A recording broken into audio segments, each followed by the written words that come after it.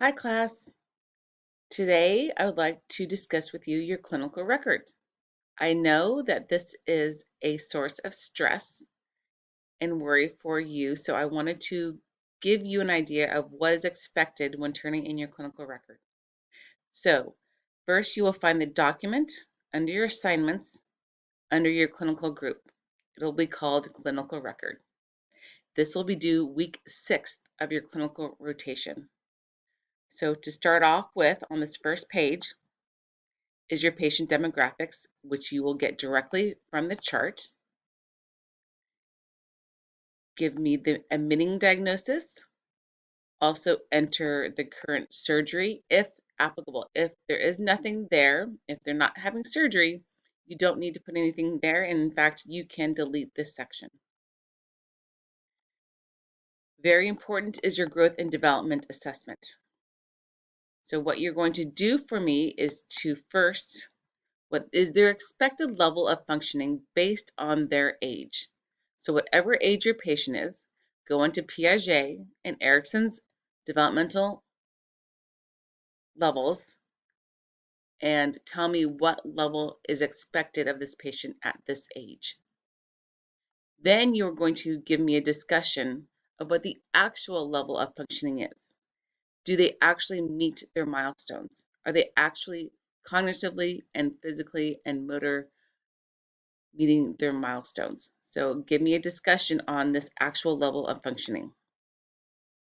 Then you're also going to list what their expected gross and fine motor skills are for their age and what their actual gross and fine motor skills are for their age.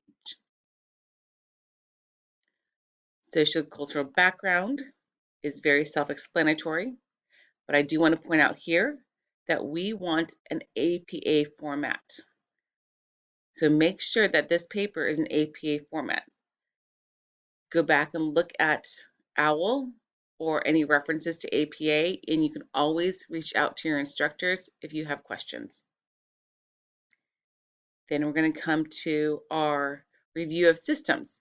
I want 2 recent vital sign sets and just put them here. And then your physical assessment is going to go in this section here. So you see that we address every system, and at the very end, we also address their psych and psychosocial issues. At the very bottom is another important section. Discuss any deviations from your normal findings. If the blood pressure is not in normal range, tell me why it's not in normal range. I want you to address anything abnormal that you put into this physical assessment. Next is going to be just a section that will give you an opportunity to list any additional findings. If they're in a special bed, if they have are on isolation precautions or aspiration precautions or fluid restriction, it goes in this section here. Intake and output is your section D, and I want you to tell me not only how you're measuring intake and output, but why you are measuring intake and output. What is the significance of this data?